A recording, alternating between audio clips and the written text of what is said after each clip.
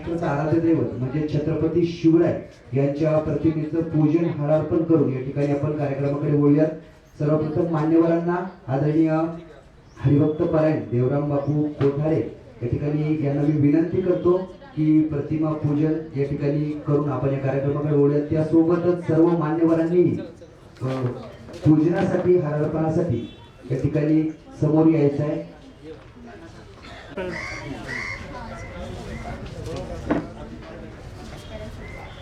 छत्रपती शिवाजी छत्रपती शिवाजी महाराज की छत्रपती शिवाजी महाराज की जय भवानी जय शिवाजी जय भवानी जय शिवाजी।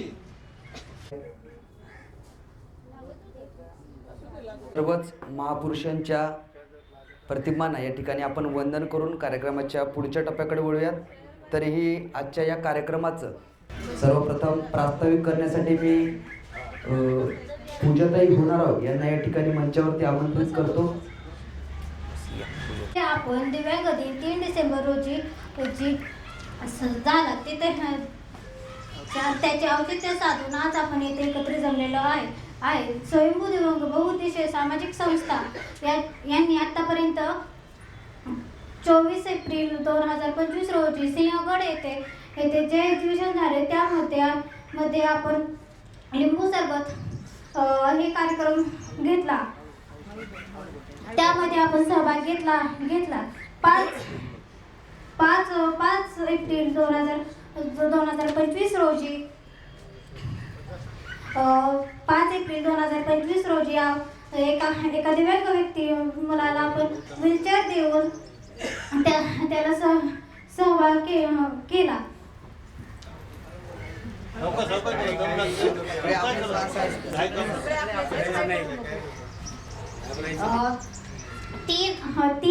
तीन जुलै 2025 रोजी खराडी येथे शेती वस्ती येथे आपण एका दिव्यांग व्यक्तीला मुलाला किराणा स्टॉल ओपन करून दिला व 17 ऑगस्ट 2025 रोजी देवराव अण्णा कोठारे यांच्या सहकार्याने 100हून अधिक मुलांना आपण दिवाळीचा फराळ वाटप केला। हे सर्व खर्च आम्ही स्वयं खर्चातून केलेले असून आमचा मुख्य उद्देश हा दिव्यांग मुलांना सक्षमीकरण करणे व त्यांना रोजगार उपलब्ध करून देणे हे आहे।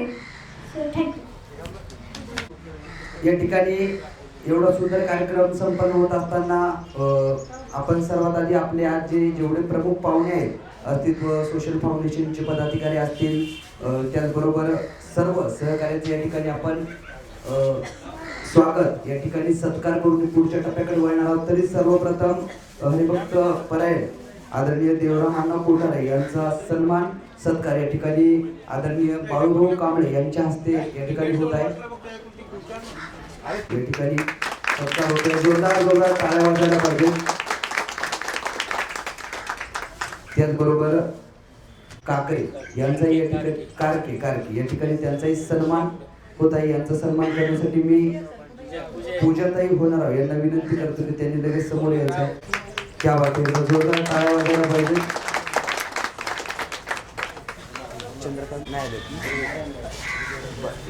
त्याचबरोबर आदरणीय नारायणजी गायकवाड यांचाही सन्मान या ठिकाणी होत आहे आणि हा सन्मान करण्यासाठी उद्धव भाऊ पांचाळ यांनी समोर यायचं आहे।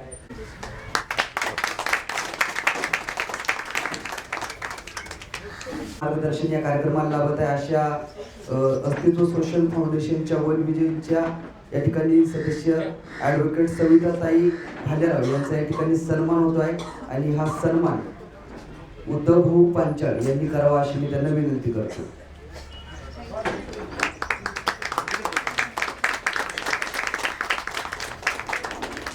यानंतर लगेच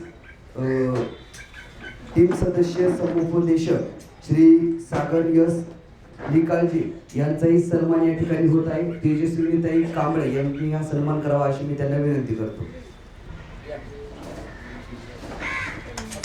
यांचा सन्मान या ठिकाणी अशोक भाऊ पवार बरं झालं तर बरं मोना द्यायचं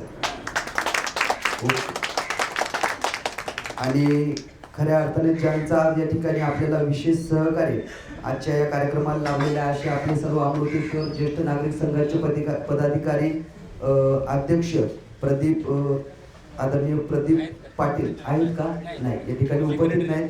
त्यानंतर लगेच आदरणीय दत्तात्रय जी भंडारी उपाध्यक्ष या ठिकाणी त्यांनी समोर यावं अशी त्यांना विनंती करतो. भंडारे साहेबांनी कृपया समोर यावं आणि यांचा सन्मान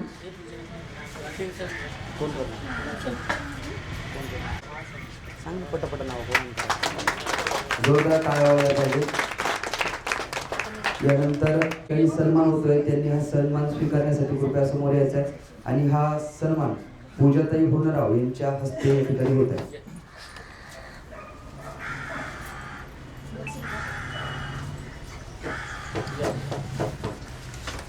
यानंतर आपल्या ज्येष्ठ नागरिक संघाचे सल्लागार आदरणीय सखारामजी भोसले यांनी या ठिकाणी समोर यायचं आहे. त्यांचाही सन्मान पूजाताई. यानंतर आपल्या अमृतेश्वर ज्येष्ठ नागरिक संघाचे करतो. त्यानंतर आपल्या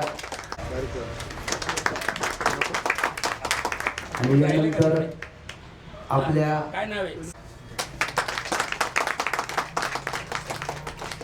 आणि नागरिक संघाची सर्व कमिटी यांचं मी या ठिकाणी शब्द सुमनाने स्वागत करतो.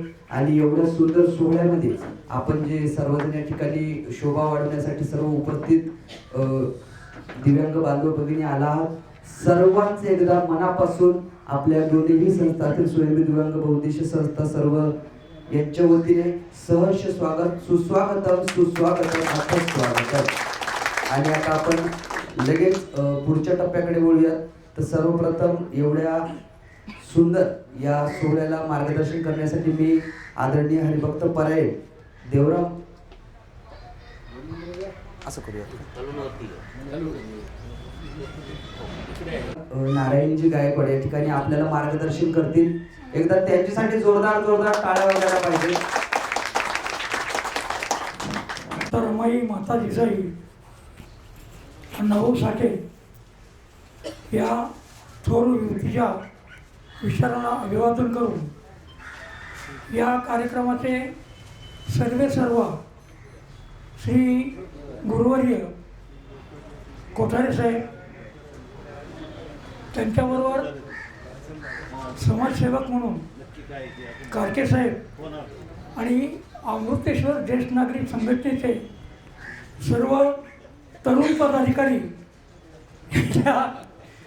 या सर्वांना स्मरून या ठिकाणी आपण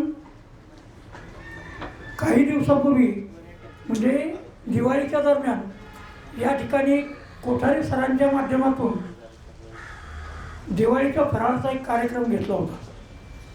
सदर कार्यक्रम घेण्याच्या अगोदर श्री बाळू कांबळे यांच्याशी थोडी चर्चा झाली आणि हा कार्यक्रम कसा यशस्वी करावा या संदर्भात आम्ही सर्वांनी बसून तो कार्यक्रम आमच्या दृष्टीनं पूर्ण यशस्वी केला. इतरांच्या दृष्टीने पूर्ण यशस्वी झाला का नाही हे मला काही सांगता येणार नाही, परंतु हा कार्यक्रम घेतल्यानंतर माननीय कोठारे साहेबांनी एक कल्पना मांडली आणि त्या कल्पनेच्या माध्यमातून अशी एक गोष्ट पुढे आली की मग आपण यांच्यासाठी काहीतरी करू शकतो का, हा प्रश्न ज्यावेळेला समोर आला त्यावेळेला कोठारे साहेब, मी, कारके, त्यांचे काही वैचारिक पदाधिकारी असे आम्ही एकत्र बसलो आणि या संदर्भी काहीतरी व्हावं असं कोठारे साहेबांनी तळतळून त्या ठिकाणी जी आपली मनोभावना व्यक्त केली त्यावरून असं एक लक्षात आलं की आपण यांना काही करू शकत नाही, परंतु एका दृष्टीचं आपण पूर्णपणे त्यांना सहकार्य करू शकतोय. तर ते सहकार्य म्हणजे काय, तर यांना उपजीविकेसाठी काहीतरी साधन उपलब्ध करून देण्याच्या दृष्टिकोनातून आपण जर थोडा प्रयत्न केला तर बरं होईल. आणि त्यासाठी आपण थोडी या ठिकाणी त्यांची वैचारिक विचारविनिमय करण्यासाठी या ठिकाणी एक बैठक घ्यावी. हा उद्देश आणि हा विचार आम्ही श्री बाळू कांबळे यांच्याशी बोललो. त्यांनी त्या संदर्भामध्ये एक चांगला उपक्रम तुम्ही करता अशा दृष्टीनं त्यांनी वक्तव्य केलं आणि तदनंतर आम्ही या कामाला लागलो. मित्र हो, ह्या कामाच्या निमित्तानं आम्ही काही कारखानदारांशी, काही सोशल ॲक्टिव्हिटी करणाऱ्या काही कार्यकर्त्यांशी किंवा अशा काही NGO आहेत त्यांच्याशी थोडासा संपर्क साधला आणि त्यांच्याशी संपर्क साधल्यानंतर अशी गोष्ट लक्षात आली की यांच्यामध्ये काही होतकरू आहे, काही दिव्यांग आहेत, परंतु त्या दिव्यांगामध्ये दिव्यांगांचं प्रमाण जास्त आहे, काहींचं कमी आहे आणि त्याहीपेक्षा इतरांचं कमी आहे. अशा यांच्यामध्ये असणाऱ्या या दिव्यांगामधून जे काही करू शकतात त्यांच्यासाठी काय करायचं आहे असा ज्या वेळेला उद्देश आमच्या नजरेसमोर आला त्यावेळेला काही गोष्टी अशा लक्षात आल्या आणि त्यांच्यासाठी काहीतरी करावं हा दृष्टिकोन धरून आम्ही या ठिकाणी तुमच्यासमोर एक मनोगत व्यक्त करण्यासाठी आणि तुमचं मनोगत ऐकण्यासाठी या ठिकाणी खरं म्हणजे आम्ही आलेलो आहोत. तर हे मनोगत व्यक्त करत असताना काही शासकीय GR, शासकीय परिपत्रक हे गोळा करण्याचा आम्ही प्रयत्न केला आणि या गोळा करण्याच्या प्रयत्नातून या शासकीय परिपत्रकातून बऱ्याचशा गोष्टीचं उकलन झालं आणि या उकलनामधून आपल्याला असं एकंदर गोष्ट लक्षात यायला लागली की या अपंगांच्यासाठी स्थानिक लेवलवर देखील बऱ्याचशा गोष्टी करण्यासारख्या आहेत की जे आमदार, खासदार, कलेक्टर, बाकी मोठे मोठे पदाधिकारी हे करू शकतात आणि ते करू शकत असताना आपण फक्त त्यांच्यापर्यंत अप्रोच झालेलो नाहोत, आपण त्यांच्यापर्यंत गेलेलो नाहोत आणि आपण आता त्यांच्यापर्यंत जाणं हे गरजेचं आहे. याच गोष्टीच्या संदर्भामध्ये या दिव्यांगावर काम करणारे अमरावतीचे एक आमदार अमरावतीचे आमदार बच्चू कडूंनी नुकतीच अमरावती जिल्ह्यामध्ये एक निवेदन दिलेलं आहे आणि त्या निवेदनाचा रेफरन्स घेऊन देखील तशाच प्रकारचं आपण एक निवेदन कलेक्टर साहेबांना आपण देणार आहोत. म्हणजे यासाठी एक गोष्ट आपल्याला नेहमी करावी लागेल की तुम्हाला त्रास देणं हा त्यांच्या पाठीमागचा आमचा उद्देश नाही, परंतु तुमच्यामधले काही जी या संस्थेचे बाळूच्या माध्यमातून जी निर्माण झालेली तुमची अपंग संस्था जी आहे, जी संस्थेचे पदाधिकारी आहेत त्या पदाधिकाऱ्यांनी थोडे आम्हाला सहकार्य करून त्यांच्याबरोबर येण्यासाठी आम्ही त्यांच्याशी चर्चा करू, परंतु तुम्ही तिथं असणं अत्यंत गरजेचं आहे. अशा पद्धतीनं जे बच्चू कडू साहेबांनी तिथं निवेदन दिले त्या निवेदनाच्या जवळजवळ 6 ते 7 मागण्या आहेत आणि त्या मागण्या बाळासाहेबांकडे तो GR दिलेला आहे. मी ज्यांना पाहायचा असेल तो GR त्यांच्याकडे पाहायला मिळेल. त्या GRच्या काही प्रती तुम्ही काढून जरी घेतल्या तरी हरकत नाही. अशाच पद्धतीनं शासनाकडून आपणाला घरकुलासाठी 200 स्क्वेअर फूटची जागा ही मिळते असा एक GR आहे आणि त्या GRच्या माध्यमातून त्यांनी सांगितलं की 200 स्क्वेअर फूट तुम्हाला जागा मिळेल, त्याचा अर्ज कसा करायचा आहे, कधी करायचा आहे, कुठं करायचा आहे, कुणाकडे जायचं, कुणाला भेटायचं, या सगळ्या गोष्टीचा GRमध्ये उपलब्ध करून ठेवलेला आहे. तोही GR देखील आम्ही उपलब्ध करून बाळासाहेबांच्याकडे ठेवलेला आहे. अशा पद्धतीनं आपल्याला या गोष्टी करायच्या, तुमच्यासाठी काही गोष्टी करणं अत्यंत गरजेचं आहे असं शासनाला वाटतं, परंतु फक्त शासनाला वाटतं, शासन याच्यामध्ये काही करू शकत नाही. हे कडू साहेबांनी देखील बच्चू कडूंनी देखील अनेक वेळेला त्यांच्या भाषणातून सांगितलेलं आहे, परंतु शासनाला जागृत करणं हे आपलं कर्तव्य आहे आणि त्या जागृत करण्यासाठी आपली एकजूट असणं हे अत्यंत गरजेचं आहे. आणि या एकजुटीच्या संदर्भामध्ये आपणाला एकत्र राहणं, एक विचारानं राहणं, प्रत्येकाने आपापले विचार एकमेकाशी वाटून घेणं आणि जी आपली संस्था आहे, जी आपली संघटना आहे, ज्या संघटनेच्या माध्यमातून आपण काम करत असतो त्या संघटनेमध्ये एकत्र येऊन तो विचार एकत्र करून आम्हाला ज्या वेळेला, तुम्हाला ज्या वेळेला आमची गरज भासेल त्यावेळेला आम्ही तुमच्यासाठी कधीही तत्पर आहोत, तुमच्याबरोबर आहोत. कुठेही कलेक्टरकडे चला, मंत्र्याकडे चला, आमदारांच्याकडे चला. हे जे आर आम्ही त्यासाठीच गोळा करून घेतलेले आहेत. या जे आरच्या सगळ्या प्रती ज्यांना हव्या असतील त्यांनी बाळासाहेबांच्याकडून घेऊन त्याच्या झेरॉक्स करा आणि मूळ प्रत ही परत बाळासाहेबांच्याकडे द्या. कारण ही किमती कागदपत्र आपणाला कधीही न मिळणारी आहेत. अशा दृष्टीनं आपण आता या ठिकाणी कामाला सुरुवात करणार आहोत. हे काम करीत असताना मी प्रत्येक वेळेला एक गोष्ट सांगतो की मित्रहो, आपल्याला एकजुटीने, एक विचाराने, एक मताने काम करावं लागेल. जे काही काम करायचं आहे ते काम करण्याच्या दृष्टिकोनातून आपल्याला हे होईल का नाही याचा देखील विचारविनिमय करणं गरजेचं आहे. आत्ता माझ्याकडे जवळजवळ 50 कामाचे, मी कैकडी समाजापैकी, कैकडी समाजाचा महाराष्ट्र कैकडी समाजाची संस्था जी आहे त्याचा महाराष्ट्राचा अध्यक्ष आहे आणि मी सतत महाराष्ट्रभर फिरत असतो. हे फिरत असताना मी कैकडी समाजाचा एक उद्योग समूह मेळावा घेतला होता आणि त्या मेळाव्याच्या संदर्भामध्ये आम्ही किमान 50 उद्योगाची की 1000 ते 25,000, लक्षात घ्या, 1000 ते 25,000 या भांडवलामध्ये कैकडी समाज उद्योग करू शकेल. कैकडी समाजमध्ये कोणताही समाज उद्योग करू शकेल अशी त्याची यादी माझ्याकडे आहे. ती यादी देखील मी बाळासाहेबांच्याकडे दिलेली आहे. आता याच्यामध्ये फक्त मला एक सांगायचं आहे की काही उद्योग, कैकडी समाजातल्या या यादीतले काही उद्योग हे अपंगांना करता येण्यासारखे नाहीत आणि काही करता येण्यासारखे आहेत. आता आपण अंध व्यक्ती पाहतो आहे. अंध व्यक्ती काही ना काहीतरी उद्योग करून आपली उपजीविका करत असते. त्यांच्या इतके आपण फार अपंग नाही आहोत आणि त्यांच्याप्रमाणे आपण उद्योग करण्यासाठी सक्षम आहोत. तर असे काही उद्योग याच्यामध्ये आहेत की जे 1000 ते 25,000 या दरम्यान होऊ शकतात.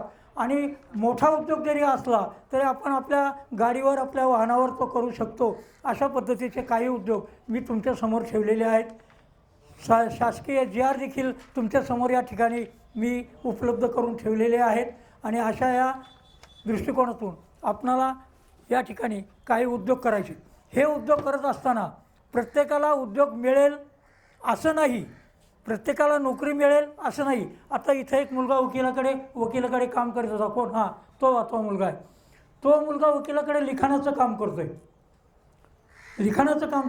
म्हणजे आपण काही ना काहीतरी करू शकतो आहे, परंतु फक्त ते करण्याची आपल्याकडे हिंमत पाहिजे. ती करण्याच्यासाठी आपल्याला हिंमत धरली पाहिजे आणि त्या हिमतीच्या दृष्टिकोनातून आपल्याला उद्योग निर्माण करायचा आहे. उद्योग काय निर्माण करायचा आहे, कसा निर्माण करायचा आहे, त्याचं भाग भांडवल जर फार मोठं असेल तर त्याचं कसं आपण उभं करायचं या संदर्भामध्ये आम्ही तुमच्याशी अगदी एकमताने विचार करायला तयार आहोत. तुम्ही म्हणा अशा पद्धतीने आपल्याला भांडवल उभं करायचं आहे, तो म्हणा आम्हाला अशा पद्धतीने उद्योग उपलब्ध करायचा आहे, आम्हाला अशा पद्धतीने मदत पाहिजे. असा कोठारे साहेबांच्या डोक्यात एक कल्पना आली होती की अशा काही गोष्टी आहेत की ज्यांना चालता येत नाही त्यांच्यासाठी आपल्याला काय करायचं आहे का. आमच्या डोक्यात भरपूर कल्पना आहेत. आपण ह्या कल्पना ज्या वेळेला आम्ही आमच्या जवळ मांडतो त्यावेळेला आमच्या नजरेसमोर तुम्ही असता, परंतु तुम्ही फक्त असून फायदा नाही. तर मॅडम याच्यासाठी तुमचा सहभाग आम्हाला पाहिजे. तुमच्या सहभागाशिवाय आम्ही काही करू शकत नाही. आणि तुम्ही ज्या वेळेला त्या सहभागातून आम्हाला कल्पना द्याल त्या कल्पनेनुरूप आम्ही पुढे जाऊ. आता काही कंपन्यामध्ये अनेक जॉब्स आहेत की तिथं अपंग लोक आहेत आणि त्या अपंगांना ते जॉब मिळत आहेत, परंतु आपण त्यांच्याकडे गेलो नाही आणि त्यांच्याकडे जाण्यासाठी तुमचा सहभाग असल्याशिवाय आम्ही तिथपर्यंत जाऊ शकत नाही. म्हणून तुमचा सहभाग, तुमची जागृत अवस्था, तुम्ही प्रत्येक वेळेला जे काही आम्हाला कल्पना द्याल त्या कल्पनेप्रमाणे आम्ही वागण्याचा या ठिकाणी प्रयत्न करणार आहोत. मित्रहो, हे उद्योग करत असताना आपल्याला फार छोट्या माध्यमातून गोळ्या बिस्किटासारखे उद्योग देखील करून आपण आपली उपजीविका करत असतो. ही उपजीविका करत असताना आपण ॲक्टिव्हेट किती राहतो आहे, आपण प्रयत्नशील किती असतो आहे, त्यासाठी आपण प्रयत्नाची पराकाष्ठा किती करतो आहे, ह्या सगळ्या गोष्टी ज्या आहेत ना ह्या तुमच्यावर अवलंबून आहेत. करणारे तुम्ही आहात. फक्त आम्ही तुमच्याबरोबर आहोत. आम्ही काय फार मोठे श्रीमंत आहोत किंवा काय आहोत की तुम्हाला काही आणून देऊ आणि तुम्हाला हे मदत करू. आम्ही देखील जी मदत करणार आहोत ती एकमेकाच्या साह्यानं. एखाद्या कामगाराला कामाला जर लावायचं ठरलं तर तुम्ही तिथं प्रत्यक्ष तुमची ते इंटरव्ह्यू घेणार आहेत, आमची इंटरव्ह्यू ते घेणार नाहीत. आम्ही फक्त त्यांना रिक्वेस्ट करू शकतो, आम्ही त्यांना कोणाकडनं दबाव आणायचा तो प्रयत्न करू शकतो. आणि अशा सगळ्या दृष्टिकोनातून आपण या ठिकाणी एक उद्योग मेळावा हा घेण्याचा या ठिकाणी कोठारे साहेबांचा फार तळमळीचा विचार होता आणि त्या विषयानुरूप आज तो दिवस उगवलेला आहे. त्या प्रयत्नात आम्ही अजूनही आहोत.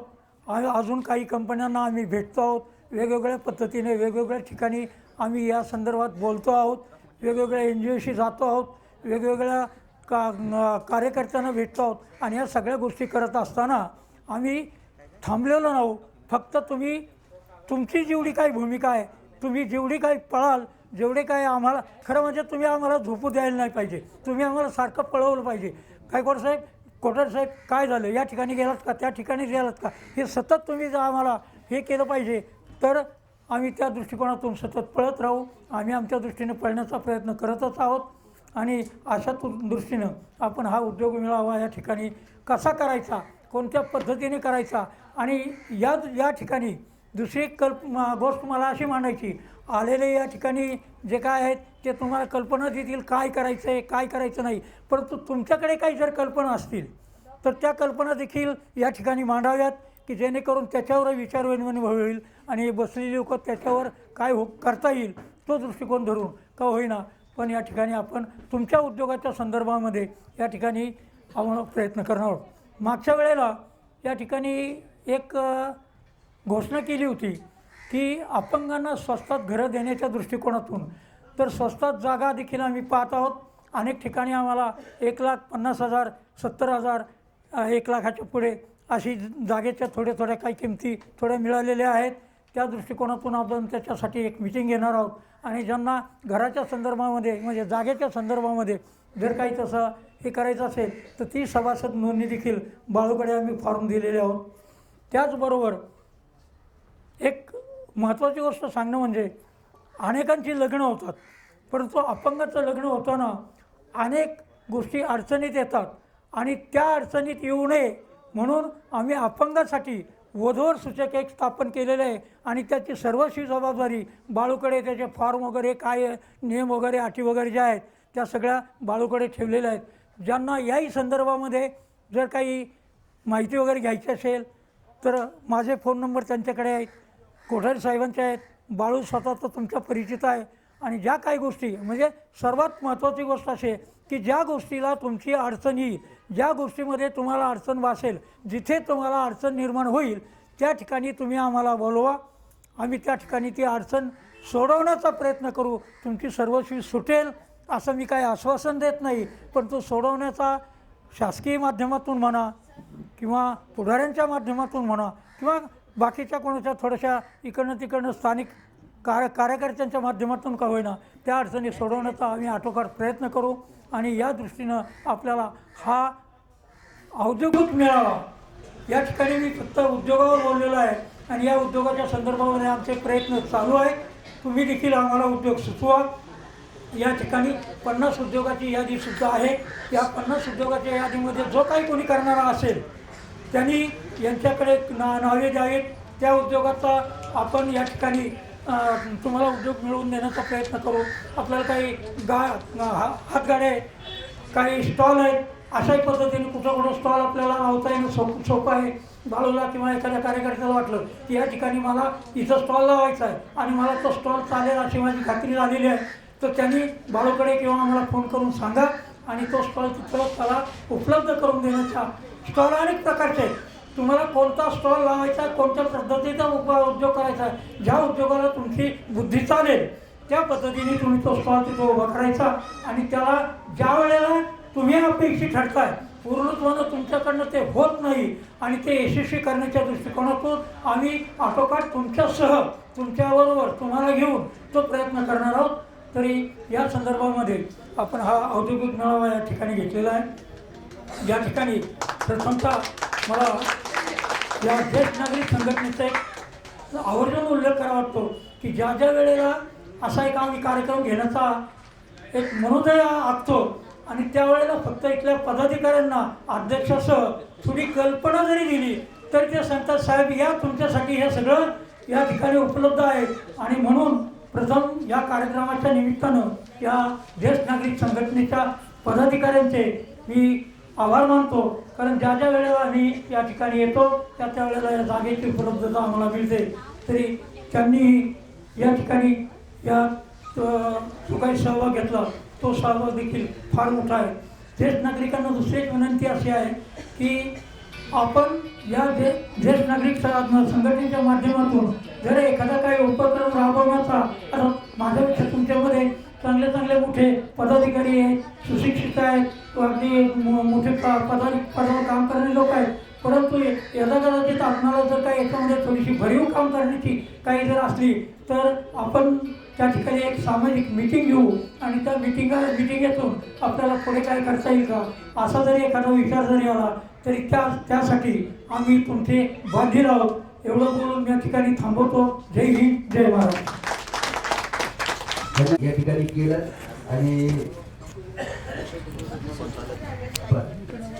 आणि यानंतर लगेच या ठिकाणी मार्गदर्शन करण्यासाठी अस्तित्व सोशल फाउंडेशनच्या या ठिकाणी सदस्य ॲडव्होकेट सविताताई भालेराव यांना मी विनंती करतो की या ठिकाणी सर्वांना मार्गदर्शन करायचं आहे. अस्तित्व सोशल फाउंडेशन वन विजनचे फाउंडर आहोत, त्यातला एक मी मेंबर आहे. आपल्याकडे लाईफ स्किल, जीवन कौशल्य, स्टोरी कट्टा जेणेकरून लहान मुलांना आपण जास्तीत जास्त कव्हर करतो. मी जास्तीत जास्त मेंटल हेल्थ वगैरे तुम्हाला त्याच्याबद्दल सांगणार आहे. सागर दादा तुम्हाला लाईफ स्किल आणि स्टोरी कट्टाबद्दल सांगणार आहे. आपल्याकडे आता जे काही उपक्रम चालतात त्याच्याविषयी सागर दादा सांगेल.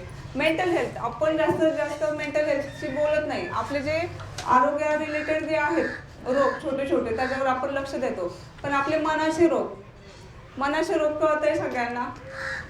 हो, तर त्या मनाच्या रोगाविषयी आपण काय करतो, दुर्लक्ष करतो आणि त्याच्यामुळे जे काही पुढे अपडाऊन्स आपल्या लाईफमध्ये येतात त्यांचे चॅलेंजेस आपण एक्सेप्ट नाही करू शकत. त्याच्यामुळे सुसाईड यासारख्या केसेस भरपूर येतात आणि आपण डिसेबल म्हटलं की आपलं ऑलरेडी ग्रोईंगच असं झालेलं असतं की कुठेतरी मन आपलं संकुचित झालेलं असतं. काही गोष्टी होत नाहीत कारण निसर्गात आपल्या काही गोष्टी अशा कमी असतात. आपण ॲग्री दिव्यांग म्हणतो आणि खूप गोष्टी ॲबल करतो, त्यामुळेच आपण इथेपर्यंत आलोय.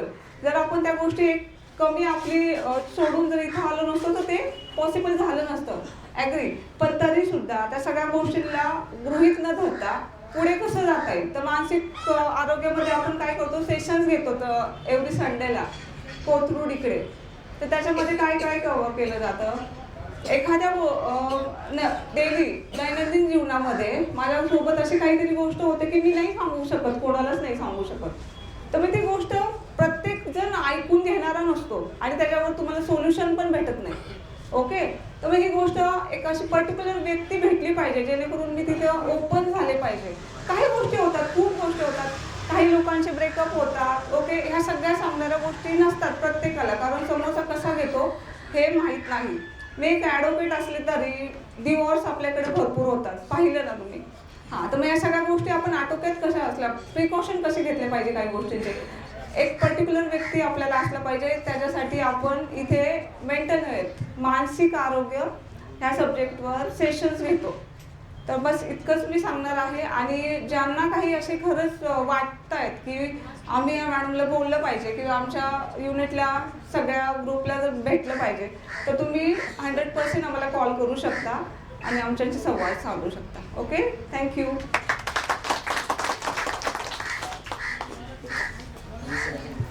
सगळ्यांना धन्यवाद, थँक्यू की ह्या व्यासपीठावर मला बोलण्याची तुम्ही संधी दिली. तर अस्तित्व सोशल फाउंडेशन वन विजन ही संस्था खऱ्या अर्थाने 2015 पासून सुरू झालेली आहे आणि आपलं जे कार्य आहे ते 2020 पासून आपण सुरू केलेले आहे. तर तुम्हाला लॉकडाऊनचं माहिती आहे ना, तर लॉकडाऊन मध्ये आपल्या सगळ्यांना माहित होतं की लॉकडाऊन लागलेला आहे. ओके, तर लहान मुलांना माहित होतं का लॉकडाऊन लागलेला आहे? नाही माहित होतं ना. तर आम्ही असा विचार केला की आता लॉकडाऊन तर लागलेला आहे पण लहान मुलांसाठी काय केलं पाहिजे. ओके, त्यांना तर माहिती नाही, घराच्या बाहेर जायचं नाही, हे करायचं नाही, ते करायचं नाही, पण त्यांना काय माहिती लॉकडाऊन म्हणजे काय, कोविड म्हणजे काय. तर आम्ही सगळ्या टीमने असा विचार केला की आपण असं काम करूयात की ह्याला काहीतरी एंगेजमेंट करूयात कुठल्या तरी माध्यमातून. मग आमच्याशी चर्चा झाली, बैठक झाली ऑनलाईनच आणि मग आम्ही असा विषय काढला स्टोरी कट्टा. ओके, म्हणजे लहान मुलांच्या कलेने यायचं. ओके, तर आम्ही ऑनलाईन हा स्टोरी कट्टा चालवला आणि लॉकडाऊन हा जवळजवळ 2-2.5 वर्ष चालला. ओके, आपल्याला माहिती नव्हतं. म्हणून आम्ही संडे फंडे आणि स्टोरी कट्टा. तर आपण ह्याला नाव काय देतो, लाईफ स्किल, जीवन कौशल्य. आपलं हे जीवन आहे ते कसं जगलं पाहिजे, त्याला एक वळण कसं लागलं पाहिजे. तर आम्ही हा इनिशिएट त्या स्टोरी कट्ट्यातून घेतला. तर हा स्टोरी कट्टा स्टार्ट झाला. सुरुवातीला आपल्याकडे ऑनलाईन फक्त 3 मुलं होती. आपण कुणाच्या दारी गेलो नाही, कुणाच्या घरी गेलो नाही, कुठलं इन्व्हिटेशन नाही. ऑनलाईन जवळजवळ आपल्याला 200 ते 250 मुलं जॉईन झाली होती त्या ऑनलाईनच्या ह्याच्यामध्ये. ऑनलाईन मध्ये आम्ही मुलांना असं विश्व दाखवलं की आम्ही दिवाळी साजरी केली, आम्ही तुम्हाला सांगतो क्रिसमस सेलिब्रेशन केला, 15 ऑगस्ट सेलिब्रेशन केलं. इतकं छान आम्ही त्या ऑनलाईन मध्ये मुलांना रंगून घेतलं आणि मुलांना त्यांच्या कलेच्या स्वरूपामध्ये घेतलं. आणि हा आपला लाईफ स्किलचा इनिशिएटिव्ह त्याच्यामध्ये आपण सुरू केला. ओके. आणि माझं जे काम आहे, मी ऍज अ समुपदेशन काउन्सिलर म्हणून कार्य करतो आणि आपण बऱ्याच सामाजिक संस्थांसोबत मिळून देखील कार्य करतो.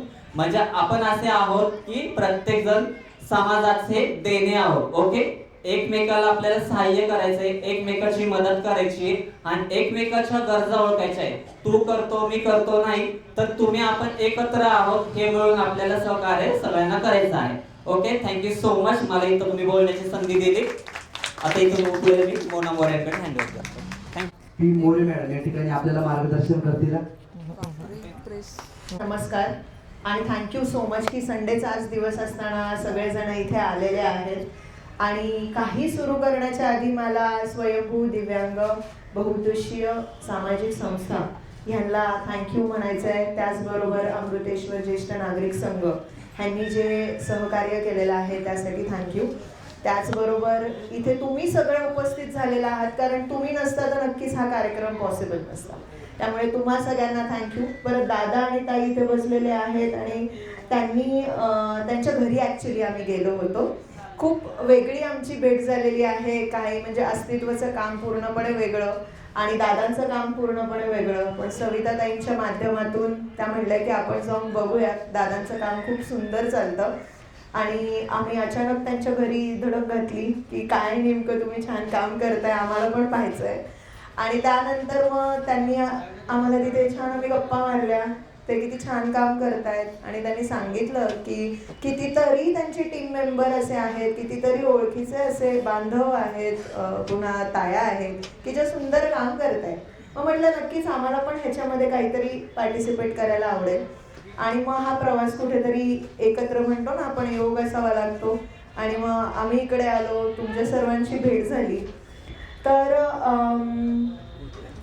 आज दिव्यांग दिन 3 तारखेला होता, पण आज आपण तो सेलिब्रेट करतोय. त्यासाठी प्रथम सगळ्यांना खूप शुभेच्छा. आणि तुम्ही सगळेजण इकडे आलेला आहात ते नक्कीच ह्यासाठी की बाबा काय आहे, आम्हाला एवढं बोलवलंय पण कशासाठी बोलवलंय, नेमकं काय आहे, आम्हाला बेनिफिट काय आहे किंवा आम्हाला काय मदत मिळणार आहे. बरोबर आहे की नाही. प्रत्येकालाच वाटतं की आपल्याला काहीतरी मार्गदर्शन फक्त मिळून उपयोग नाहीये, तर आपल्याला काहीतरी मार्ग मिळाले पाहिजे. बरोबर आहे. तर आमच्याकडे ॲक्च्युली 3 महत्त्वाच्या गोष्टी ज्या आहेत त्या ज्या एंडनी आपण हेल्प करू शकतो त्या 3 खूप इम्पॉर्टंट आहेत. तर त्या मी थोड्याशा एक्सप्लेन करते. आणि हे सगळं एक्सप्लेन करून झाल्यावरती सगळ्यांना रिक्वेस्ट आहे की कोणीही जायचं नाहीये. आपलं नाव इकडे एक ताई आहेत त्यांच्याकडे द्यायचं आहे, स्वतःचा नंबर द्यायचा आहे, डिटेल्स द्यायचे आहेत. कारण की सगळ्यांना माहिती आहे की कुठल्याही योजनेचा आपल्याला जर कुठेही काही बेनिफिट घ्यायचं असेल तर त्याच्यासाठी काही क्रायटेरिया असतो, डॉक्युमेंट्स लागतात, खूप वय लागतं, बऱ्याच गोष्टी आहेत. म्हणून आज एक स्कीम आम्ही तुम्हाला सांगितली आणि मग नंतर जाऊन की आम्हाला का नाही मिळाली. ओके. तर तुम्ही त्या क्रायटेरियामध्ये असाल तर ती स्कीम तुम्हाला मिळणार आहे. ज्यांना क्रायटेरियामध्ये नसतील त्यांच्यासाठी नक्कीच दुसरं काय करता येईल ह्याचं आम्ही ट्राय करणार आहोत. तर मी तुम्हाला स्कीम सांगते आणि त्यानंतर मग तुम्ही तुमचं नाव देत असताना ते ताईकडे सांगायचे की तुम्हाला काय करण्यामध्ये इंटरेस्ट आहे. तर प्रथम जे आहे ते आहे चाय बंडी. जसं मगाशी दादांनी पण सांगितलं की स्टॉल्स ओपन करून देण्याचा आपण प्रयत्न करणार आहोत. आणि ते स्टॉल्स कसे असतील तर छोटे मोठे जे तुम्हाला येतंय. ओके. म्हणजे तुम्हाला चहाचं स्टॉल असेल छोट्या प्रमाणावरती, हे सगळं खूप असं लगेच मोठ्या प्रमाणावरती नाही, की काहींना कुकिंग करता येत असेल, काहींना टी स्टॉल करता येत असेल किंवा काही सेलिंगमध्ये एक्सपर्ट असतील, तर मग आपल्यामध्ये काय स्किल आहे हे थोडंसं तुम्ही विचार करायचा आहे आणि त्यानंतर हा सेटअपसाठी तुम्हाला मदत करणार आहे. आता हा सेटअप कसा असणार आहे, काय असणार आहे, त्यासाठी जेव्हा तुम्ही तुमचे पर्सनल नंबर्स देताल तुम्हाला कॉन्टॅक्ट केलं जाईल. एक बेसिक इंटरव्ह्यू सारखं घेतलं जाईल. कारण हे सगळं कशासाठी करतोय आपण, कोणी सांगू शकेल? कोणी कोणावरती डिपेंडेबल नाही राहिलं पाहिजे. आज संस्था आहे, उद्या नसेल, ओके, आपण नाही सांगू शकत, पण प्रत्येकाने स्वावलंबी झालं पाहिजे, हे फार महत्त्वाचं आहे. आणि त्यासाठी हे स्टॉल्स आहेत ते तुम्हाला सेटअप करून देणार आहेत. मग त्या स्टॉल सेटअप केले आणि झालं असं नाही आहे, तर ते स्टॉल्स चालले पाहिजे आणि ते कन्सिस्टंटली तुम्ही केले पाहिजे काम, तर मग तुम्ही कुठेतरी डिपेंडेबल नाही तर इंडिपेंडेंट होणार आहात. ओके, आणि मग ह्यासाठी हा प्रयत्न आहे. म्हणून मग ही रिक्वेस्ट आहे सगळ्यांना की बाबा आपल्याला एक्झॅक्टली करायचं आहे का. म्हणजे असं दादांनी खूप जणांना इन्व्हिटेशनच दिलं असेल, पण त्यातून पण ॲक्च्युली ज्याला करायचंय ते इथे आले असतील, राईट. मग तसंच आहे की मला करायचंय का आणि मी करू शकेल का, किंवा मला फक्त सेटअप मिळणार आहे तर असं उपयोगाचं नाही. आणि त्यासाठी हे काय करणार आहे, छोटीशी इंटरव्ह्यू घेणार आहे, त्याच्यामध्ये एक्झॅक्टली तुम्हाला काय करायचं आहे. कारण सेटअप देणं खूप सोपं आहे, पण सेटअप दिल्यानंतर मला तो सेटअप कसा रन करायचा आहे, नेमकं मला काय सेल करायचं आहे, माझ्याबरोबर कोण असणार आहे, मला कोण स्ट्रेंथ आहे, मी एक व्यक्ती करू शकतो का माझ्याबरोबर आणखी ग्रुप असणार आहे, तर ह्याची क्लॅरिटी असणं खूप इम्पॉर्टंट आहे. ओके, तरच मग आपण स्वावलंबी होऊ शकतो, नाही तर नाही होणार. म्हणून मग त्यासाठी आपले डिटेल्स द्या की ज्यांना ही चायबंदी करायची आहे. पण याच्यामध्ये एक क्रायटेरिया आहे की ॲडिक्शन रिलेटेड कुठलाही स्टॉल अलॉट केला जात नाही. म्हणजे कुठलाही, मे बी काही जण चहा बरोबर सिगरेट देणं किंवा गुटखा विकणं किंवा हे ते नाही अलाऊ. फक्त बाकी सगळं तुम्ही करू शकता, पण ॲडिक्शन रिलेटेड काहीही नाही आहे त्याच्यामध्ये. ओके, तर मग नेम्स देताना प्लीज ही रिक्वेस्ट आहे, तुमचं नाव, तुमचं एज, तुमचे कॉन्टॅक्ट डिटेल्स, तुम्हाला ते करण्यामध्ये इंटरेस्ट असेल तर ते तुम्ही मेन्शन करा आणि मग त्यानंतर ही प्रोसेस सुरू होईल. ओके, मग हा झाला एक पार्ट. सेकंड आहे, तुम्हाला माहीतच असेल की निओ मोशनची जी बाईक आहे, आता तुम्ही ती पाहिलीच असेल, बऱ्याच जणांकडे आहे पण, आणि ज्यांच्याकडे नसेल तर त्यांना ती मिळू शकते. आणि मग त्याच्यासाठी पण काय क्रायटेरियाज असतील त्यासाठी तुम्हाला कॉन्टॅक्ट केलं जाणार आहे. म्हणून मग त्यासाठी पण तुम्ही तुमचे सगळे डॉक्युमेंट्स असतील, परत तुमचं डिसेबिलिटीचं कार्ड असेल, जे काही असेल ते त्या ताईकडे सांगा की माझ्याकडे हे डॉक्युमेंट आहे, हे डॉक्युमेंट आहे. कारण ते सगळं आपल्याकडे व्यवस्थित असेल तर आपल्यापर्यंत त्या गोष्टी पोचणार आहेत. थर्ड आणि लास्ट आहे, पण ते व्हिज्युअली पूर्णपणे ज्यांना दिसत नाही, ओके, त्यांच्यासाठी काय आहे, SHG ग्लासवेअर आहे.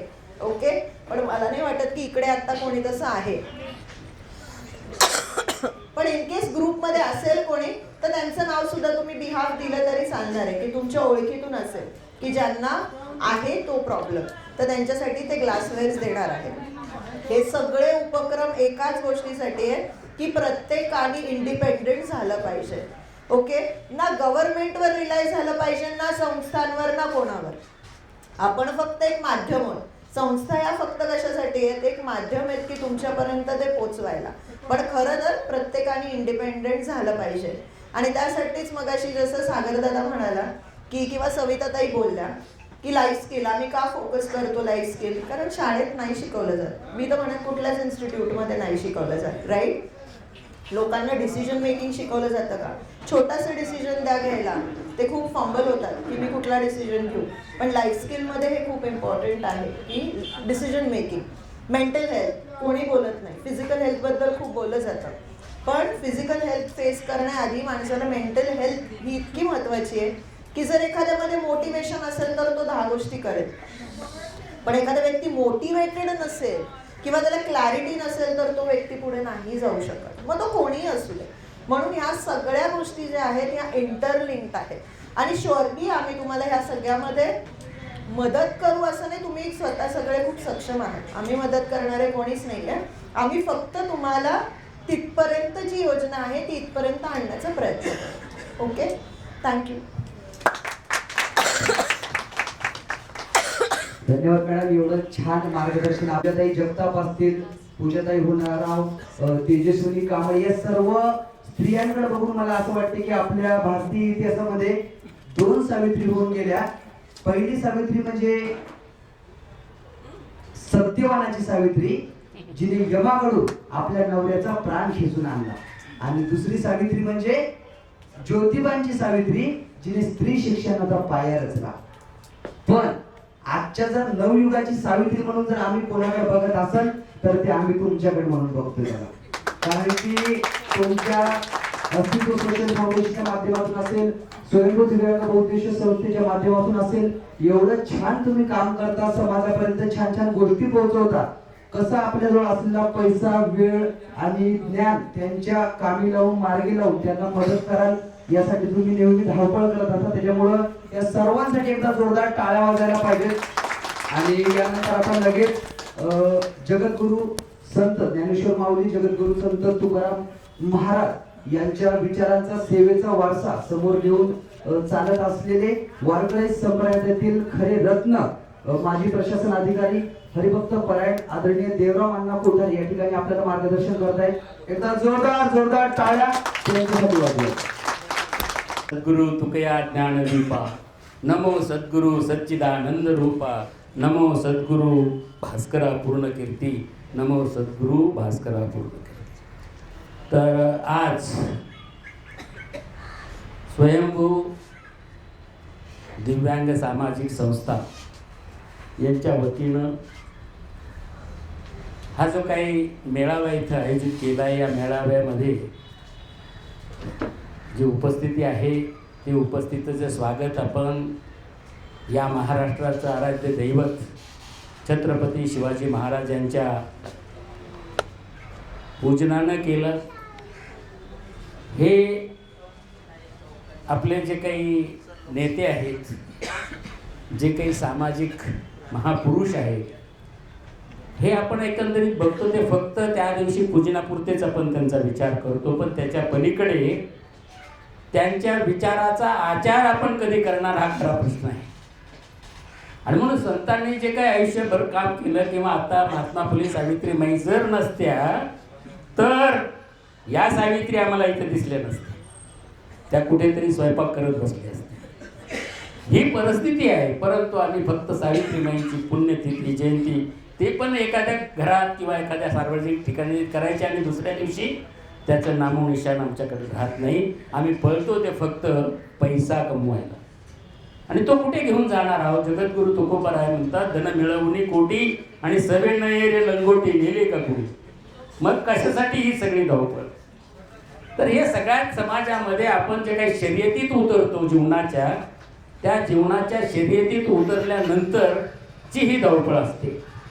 आणि त्यावेळेस आपल्याला समाजातील इतर जे काही घटक आहेत, जे उपेक्षित आहेत, या घटकांकडे बघण्याचा, डुंकून पाहण्याला सुद्धा आपल्याला वेळ नसतं. एक उदाहरण सांगतो.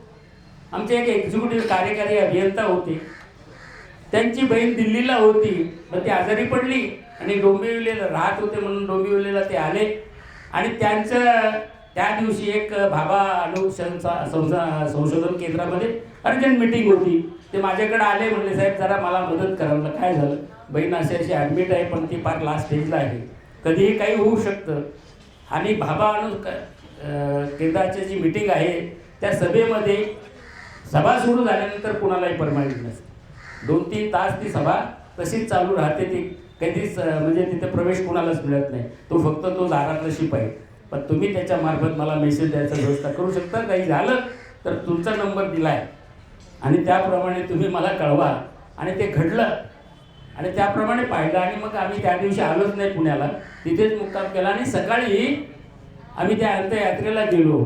काय चित्र होतं, आपण कुठे आहोत हे मला दाखवायचं आहे. त्याच्यात एक 12 मजले बिल्डिंग होती. ग्राउंड फ्लोअरला हे राहत होते. रात्री ती डेड बॉडी आणलेली ग्राउंड फ्लोअरवरती ठेवलेली होती आणि दुसऱ्या मजल्यावरती सकाळची सुंदर सुंदर भक्तिगीतं चालू होती. कुठे आहोत आपण. मनाला जरा खंत वाटली की आपण नक्की कुठं आहोत. याच बिल्डिंगमध्ये आहोत ना. शेजारच्या बिल्डिंगमध्ये असेल तर एखाद्या वेळेस समजू शकतो आपण, पण याच बिल्डिंगमधले रात्रीपासून इथे एक डेड मृत शव पडलेलं आहे, एक डेड बॉडी पडलेली आहे आणि आपण मात्र मस्तपैकी आपले गाणे ऐकण्यात बिझी आहोत. आपल्याला काही त्यानंतर ती अंत्ययात्रा निघाली. 30 ते 35 लोक फक्त त्या अंत्ययात्रेत होते डोंबिवलीसारख्या ठिकाणी की जिथं एक हात आडवा केला पोलिसांचा 1000 गाड्या उभ्या राहतात एका वेळेस त्या ठिकाणी. आणि त्याच्यानंतर आमचेच काही डिपार्टमेंटमधली मंडळी ड्युटीवर जाताना भेटली, तिने मला पाहिलं आणि थांबले आणि हळूच जवळ येऊन विचारलं, साहेब काय झालं?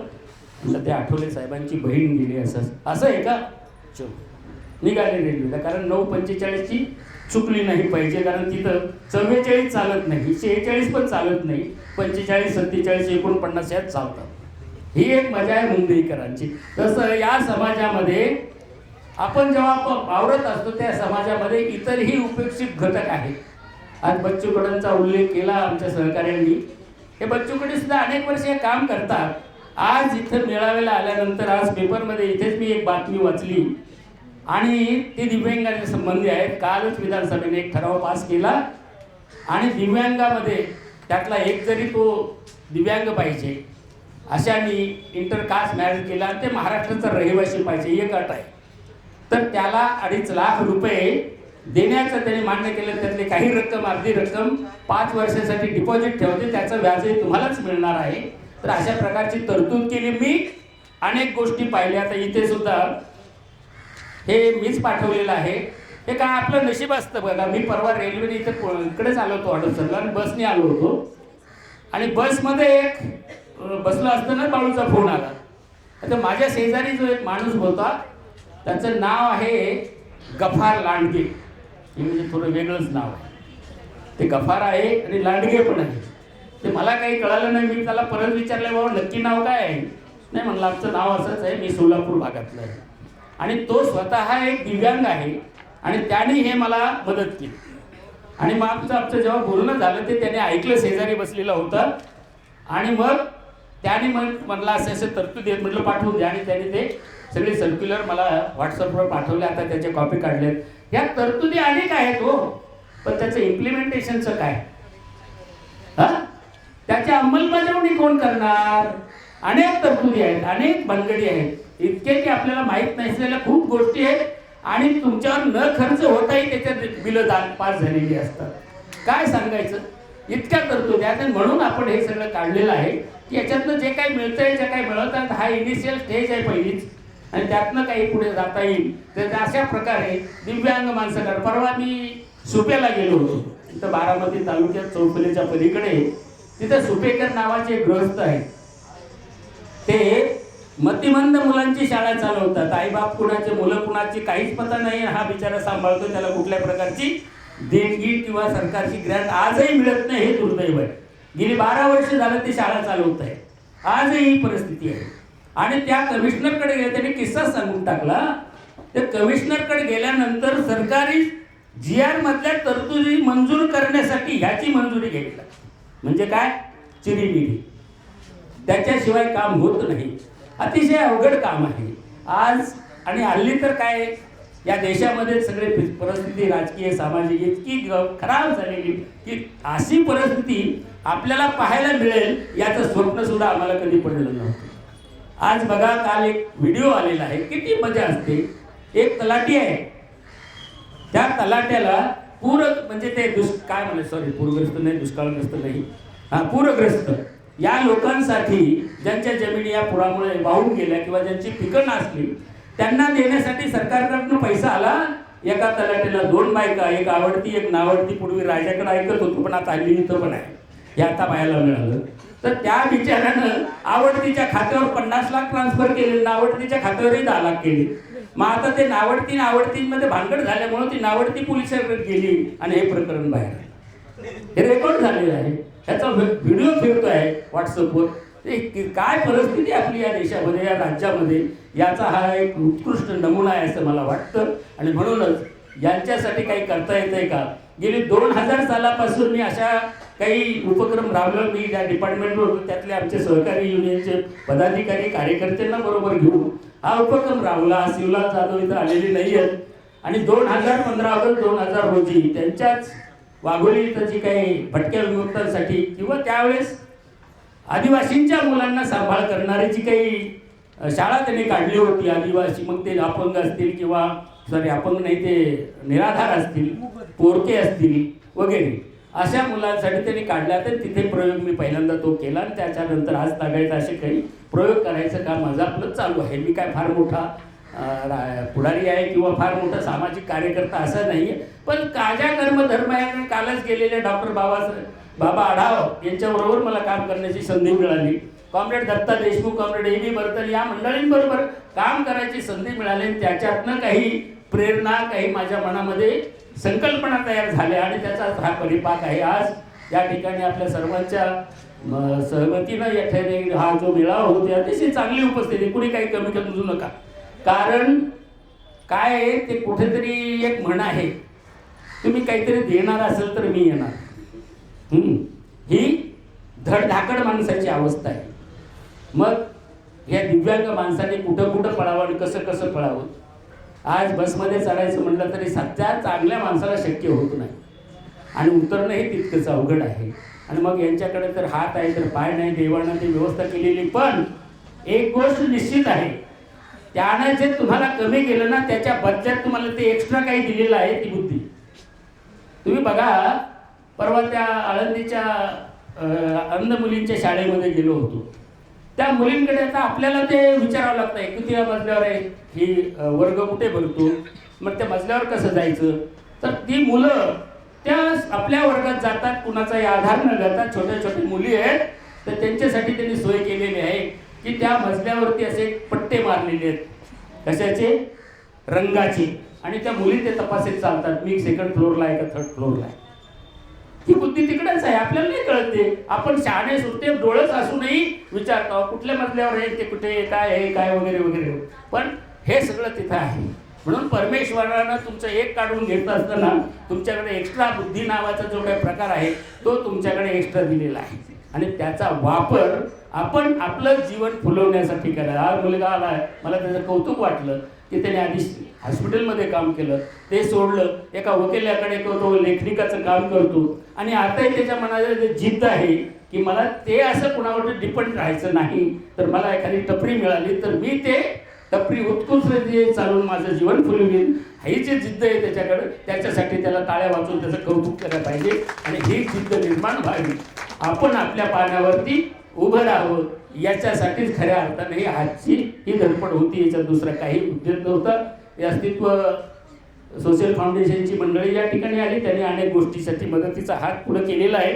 आपण निश्चितच याच्यामधून नक्कीच आपण आपल्या याच्यातून काहीतरी आपल्या हाताला लागेल याची खात्री मला आहे. कारण देणाऱ्याचे हात हजारो, दुबळी माझी झोळी, हा असा प्रकार इथं आहे. तत्पूर्वी मी माझ्या संपवण्यापूर्वी मी या ठिकाणी काही गोष्टींचं हे करतो की मी आता घरी आलेल्या किंवा कुठे कार्यक्रम ठेवला तर त्या ठिकाणी हार, फुले, नारळ वगैरे काही आणत नाही. मी आणतो एक पुस्तक, त्याच्यावर एक संदेश सेवा सिक्का मारलेला आहे, पुष्पगुच्छ सोडा मी पुस्तक जोडा. हे कशातून घडतं?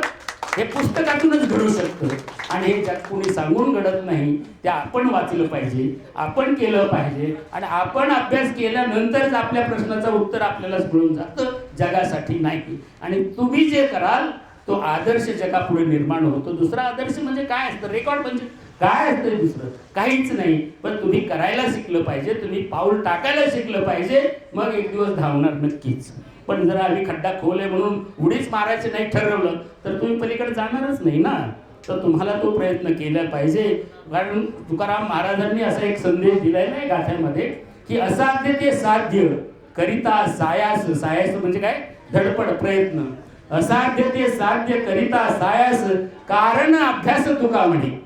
तर हे हा जो संदेश आहे हा संदेश आपण जीवनभर आपल्या बरोबर ठेवला पाहिजे आणि त्याच्यानुसार तुम्ही धडपड केली तर नक्कीच तुम्ही एक ठिकाणी तुमच्या ध्येयाला गाठल्याशिवाय राहणार नाही. एवढं तुम्हाला या ठिकाणी मी सांगू इच्छितो. आणि यानंतर मी या ठिकाणी एक 2-4 लोकांच्या इथं सत्कार करण्यासाठी ते पुस्तक देणार आहे. तर या स्वयंभू दिव्यांग संस्थेच्या अध्यक्ष बाळू कांबळे यांना मी आधी बोलवतो पुढे.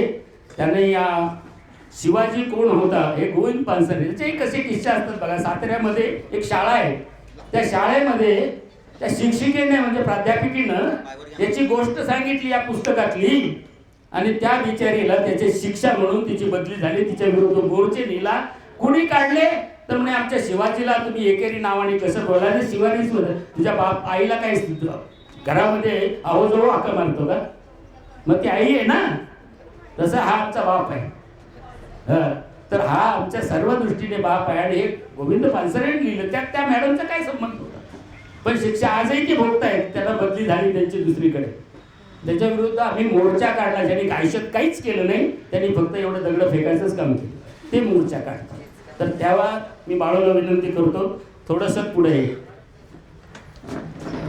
बस बस बस बस बस नको जास्त. ठीक आहे. पडलं का? हा अच्छा अच्छा चल. या खजिनदार आहेत संस्थेच्या. जर अजून कोण आहे रे? हे आहेत देशाचे दुश्मन, तुमच्या वाटेला आले. जरा वाचा.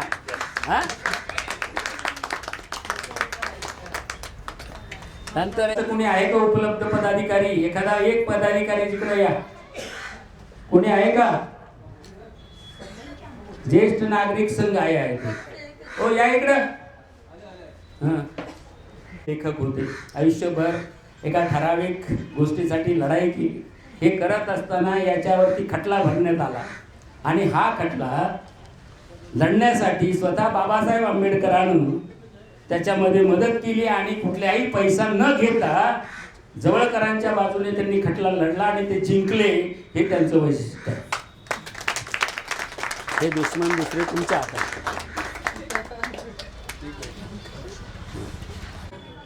क्रांतिसिंह नाना पाटलांचं नाव फक्त ऐकून आहे, माहीत काय आहे काहीच नाही. या क्रांतिसिंह नाना पाटलांनी प्रति सरकार, त्याला म्हणजे पत्री सरकार नंतर म्हटलं गेलं, तो अपभ्रंश झाला. या पत्री सरकारच्या माध्यमातून या देशाला स्वातंत्र्य मिळवण्यासाठी आपलं आयुष्य खर्च केलं.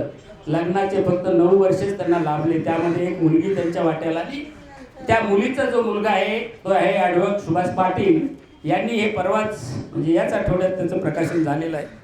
हे नानासाहेब क्रांतिसिंह नाना पाटील हे कसे अंधश्रद्धेच्या विरोधात समाजामध्ये जाऊन प्रचार करायचे. जे आधी स्वातंत्र्याचा करत असतानाच समाजामध्ये काय अनेक म्हणजे अनिष्ट प्रथा आपण पाळतो. सत्यवानाचा उल्लेख आमच्या सूत्रसंचालकांना केले. हे सत्यवान कुठे होता? परवाच एक ठिकाणी झालं. एक मुलगी ती खानदेशातली आहे, आणि ती छोटी होती तेव्हा आम्ही त्या बिजलीनगरला राहत होतो. नंतर ती इकडे आले, तिचंही लग्न झालं, नोकरी लागली. ती सुदैवानं आमच्याच एरियात राहायला आली. आणि मी देहूवरनं येत असताना ती हातात ताट घेऊन ती वडाला पूजाला निघालेली होती. मी काय तिला ओळखलं नाही तिच्या अवतारावरून. तर तिनेच आवाज दिला, अहो कोठारे काका, मला ओळखलं नाही का? तर मी जवळ गेलो तिच्या जवळ, म्हटलं नाही बाई तुला नाही ओळखलं. ती छोटी होती ना, आता ती मोठी झाली. मग तिने सांगितलं ना, म्हटलं वा वा ठीक आहे. मग तिला मी प्रश्न विचारला की बाई कुठं निघाली आहे? ती म्हणते आज वट सावित्रीची पौर्णिमा आहे आणि वडाला चालले. मग काय करणार वडाला जाऊन? तर नवऱ्याला आयुष्य मागणार आणखीन, आणि 7 जन्म हाच नवरा मिळू दे. मी म्हणलं बाई याच्यातला दुसरा भाग तुला दिसत नाही का? एक तिकडे तुम्ही बॉम्ब मारता की स्त्रियांचा जन्म हा अतिशय कठीण आहे, त्रासदायक आहे. सगळ्यात जास्त घरामध्ये त्रास कोणाला होतो तर स्त्रीला होतो, आणि वस्तुस्थिती आहे. पण असं असताना तू परत 7 जन्म स्त्रीच व्हायचं हे का वरदान मागून घ्यायला लागली? आम्हाला हे समजत नाही की आम्ही नक्की काय करतो आहोत. आता तो सरळ सत्यवान होता का नाही, यमाकडून प्राण आणले की नाही, हा सगळा आजच आमचे एक मित्र आहेत जगदीश काबरी म्हणून, त्यांनी कुठल्या तरी एका विषयावरती, आता मी तो वाचला नाही, मेसेज मला आला आहे, तर त्यांनी कालच एक पेपरमध्ये ह्या अशा ज्या काही रूढी आहेत, चाल आहेत, प्रबळ चांगल्या गोष्टी नक्कीच पाळल्या पाहिजे, आपला विरोध नाही. परंतु नवसे कन्या पुत्र होती तरी का करणे लागे पती, याचाही तुम्ही उत्तर दिलं पाहिजे असं मला वाटतं. हे जगद्गुरु तुकोबारायांनी 17व्या शतकात हा प्रश्न विचारलाय. हा अंधश्रद्धेच्या विरोधात आहे. त्याचा कुणाचा काही वैयक्तिक भानगडीत नाही. तर अशा अनेक प्रश्न संतांनी आपल्या जीवनामध्ये उभा केले. त्यासाठी त्यांना खूप मोठा लढा द्यावा लागला, त्रास सहन करावा लागला. परिणामी त्यांचे खून सुद्धा झाले. इतकी आम्ही त्यांचे उपकार करते मानणारे आहोत उपकार. तर अशा प्रकारचे सगळ्या ह्या परिस्थितीमध्ये आता अजून कोण राहिलं? या सोशल फाउंडेशनच्या कार्यकर्ते आहेत.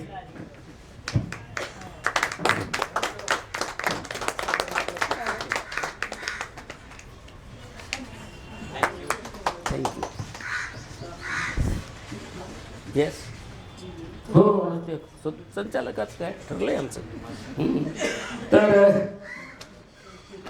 क्रांतिसिंह नाना पाटील हे थोडंसं समजून घेण्यासाठी ह्या मागच्या कार्यक्रमातही एक सूत्रसंचालक होते, काय, तुषार म्हस्के, शुभम म्हस्के. शुभम नावही शुभम आहे आणि त्यांचं सूत्र संचालनही चांगलं शुभच आहे. त्याच्यामुळे या दिनकरराव जवळकर दिनकररावांनी फारच गजट लिहिलेले शेवटचे काही वर्ष आहेत ना, भयंकर फारच आहे. तर स्पष्ट लिहिलेला स्पष्ट वक्ता होता आणि त्यामुळं अशा माणसांचं आम्ही साहित्य वाचलं पाहिजे तर आपल्याला काहीतरी कळू शकतं. नाही तर मग सगळ्या खोट्या गोष्टी आमच्या डोक्यात घातलेल्याच आहेत ना, लहानपणापासून शिकवलेल्या आहेत. जे पळून गेले तरी म्हणे फार पराक्रम केला. अरे पळून जाणं हाच पराक्रम आहे, दुसरं काय आहे. तर तसं न करता आज हे सूत्रसंचालक आणि मी त्यांना दुसरं एक आमंत्रण दिलेलंच आहे. तेव्हा त्यांना ते शिवाजी मिळणारच आहे. त्यामुळं आधी दुश्मन देऊन टाकतो, मग शिवाजी महाराज मिळतील.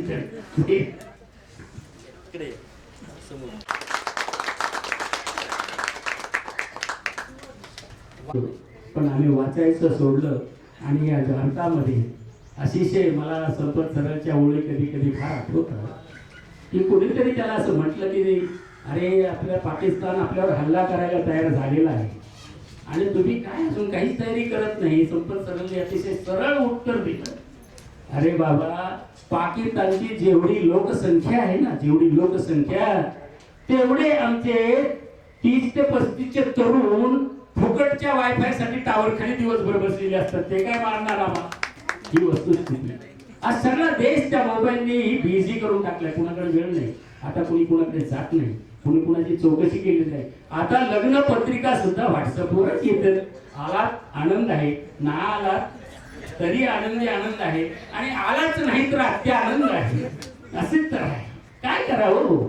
अशी सगळी आणि बाकीच्या गोष्टीसाठी बघा मग कुठेही बोललं फिरेल.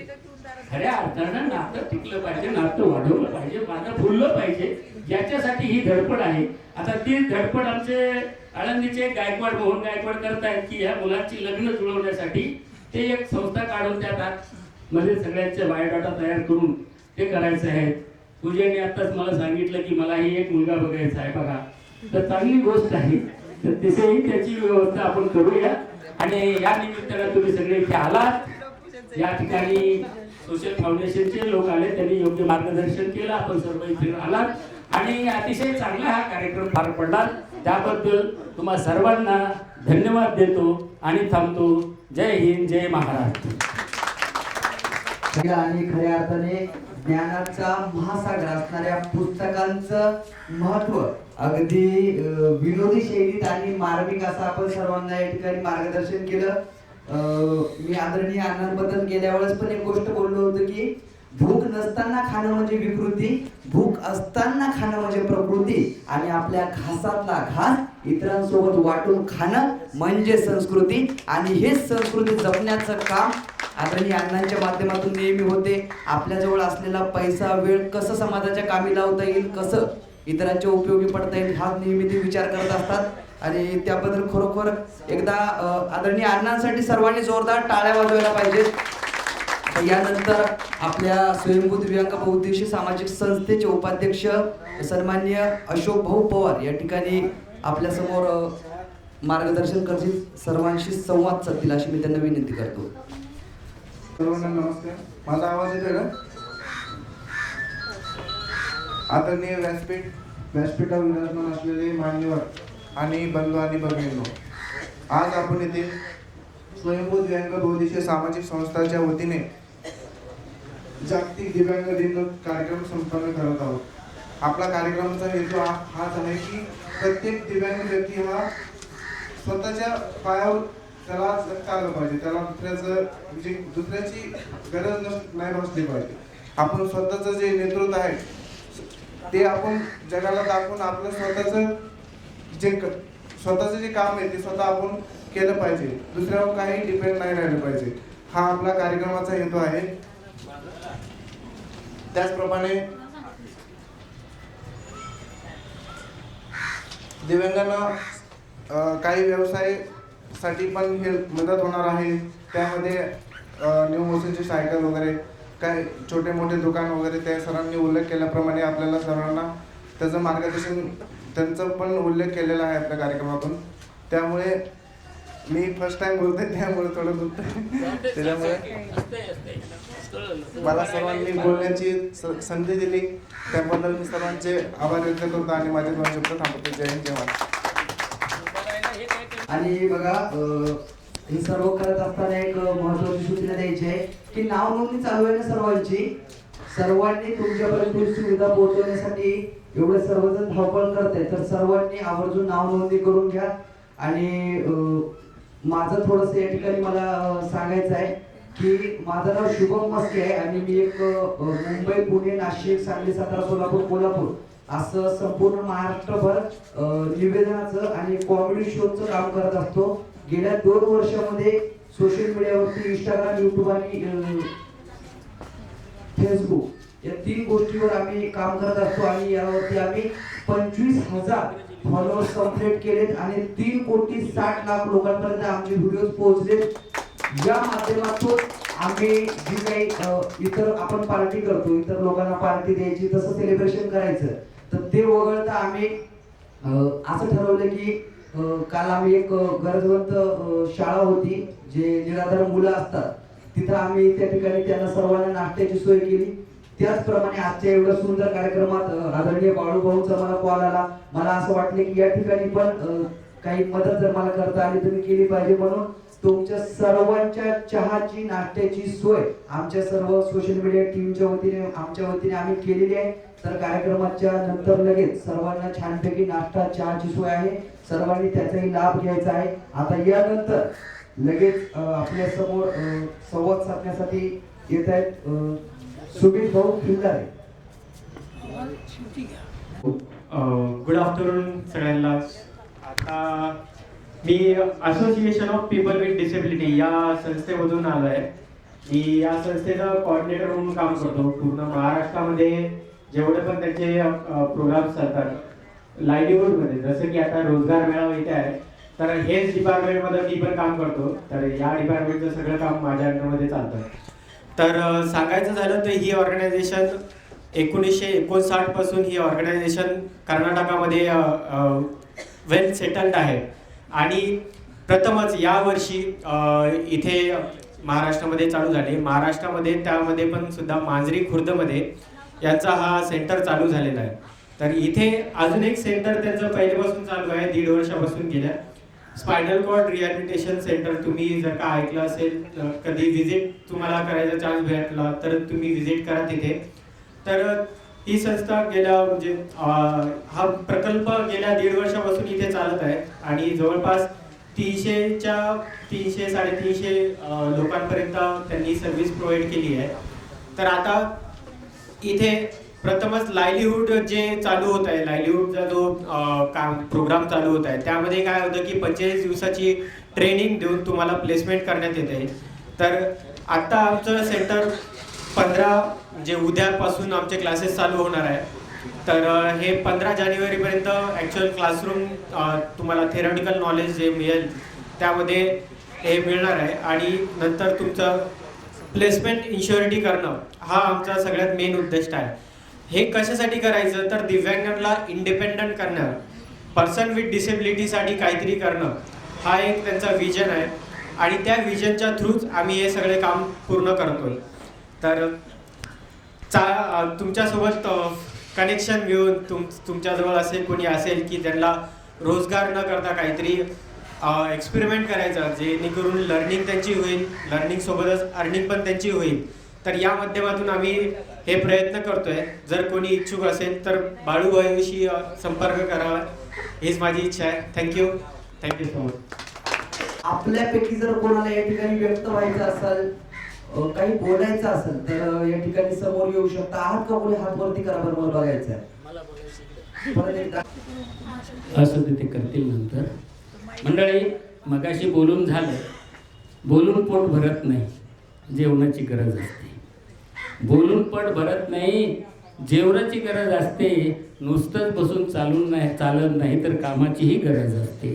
अशा उद्देशानं आज या ठिकाणी या स्वयंभू दिव्यांग बहुउद्देशीय सामाजिक संस्थेला आम्ही हा 10,000चा चेक पहिला हप्ता म्हणून त्यांना सुपूर्द करीत आहोत.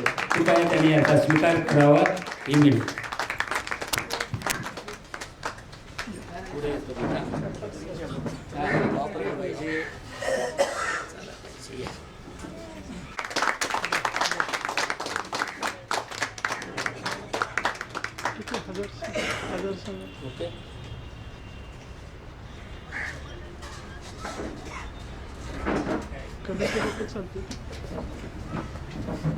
असं मनोगत स्थानिक कार्यकर्त्यांनी करावं अशी आमची एक इच्छा आहे. तर ज्यांना आपलं मनोगत व्यक्त करायचे त्यांनी जरा व्यासपीठावर येऊन सहस्फूर्तीनं आपलं मनोगत व्यक्त करा. नमस्कार. सर्वांनी एवढं छान मार्गदर्शन केलं, याच्या व्यतिरिक्त मी तुमचा वेळ घेऊन आणखी मी काही बोलावं असं तरी मला वाटत नाही आहे. तरीसुद्धा संस्थापक या नात्याने मी सर्व मान्यवरांचं आभार व्यक्त करतो. देवराम अण्णा कोठारे ही व्यक्ती माझ्यासाठी एवढ्या कमी वेळेमध्ये एवढी जोडल्या गेली आहे, खरंच मला खूप छान वाटतंय. तसंच अस्तित्व सोशल फाउंडेशन वन विजन या संस्थेच्या सर्व पदाधिकारी आणि यांच्या माध्यमातून हा रोजगार मेळावा आयोजन करण्याचं खास विजन म्हणून मी म्हणू शकतो. मी तसं तर देवराम कोठारे जे माझे गुरु म्हणू शकतो मी त्यांना, की त्यांनी ही संकल्पना मी त्यांच्यासमोर मांडली आहे की सर मला दिव्यांगांच्या रोजगारासाठी काहीतरी करायचं आहे. त्यानंतर त्याची धडपड चालू होती. त्यानंतर मला खास करून आवर्जून घरी भेट देण्यासाठी ज्या मॅडम आल्या, सोशल अस्तित्व सोशल फाउंडेशनच्या ज्या मॅडम आल्या, त्यांनी माझ्याकडे खरंच एक विजन दिले की आपण काही दिव्यांगांना रोजगार उपलब्ध करून देण्यासाठी माझ्याकडे काही कॉन्टॅक्ट आहेत, ज्या काही सवलती वगैरे आपण देऊ शकतो. त्या म्हणजेच दिव्यांगांना सार्वजनिक ठिकाणी छोटे व्यवसाय सुरू करून देण्यासाठी, जसं की आमचं इथेच माध्यम आहे. आम्ही 3 जुलै 2025 रोजी एका गरजू दिव्यांग मुलाला जालन्यावरून पुण्याला त्याच्या राहण्या खाण्याचं सर्व सुविधा करून आम्ही त्याला रोजगार उपलब्ध करून दिला होता. धन्यवाद सासूबाई.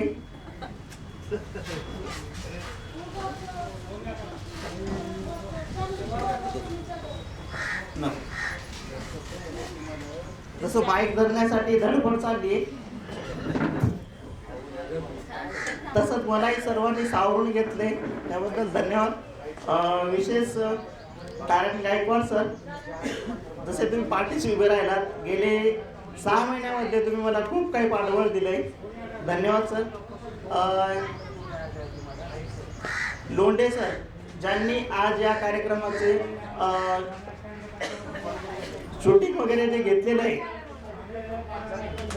खरंच मी वर्षभरामध्ये एवढं चांगलं काम केलं असं मला आज खऱ्या अर्थी वाटलं कुठंतरी, की त्यांनी त्यांचं आजचं डेलीचं सूट असून सुद्धा त्यांनी मला वेळ दिलाय. आणि खास म्हणजे त्यांनी माझ्याकडनं एकही रुपया स्वीकारलेला नाहीये, घेतलेला नाहीये. अजून मी काय करायला पाहिजे? वर्षभर झाले फक्त माझ्या कार्याला. खूप छान वाटतंय मला. तुमचा असाच साथ सहयोग मला राहू द्या. आपण जास्तीत जास्त दिव्यांगांसाठी, रोजगारासाठी, त्यांच्या पुनर्वसनासाठी आपण कार्य करू.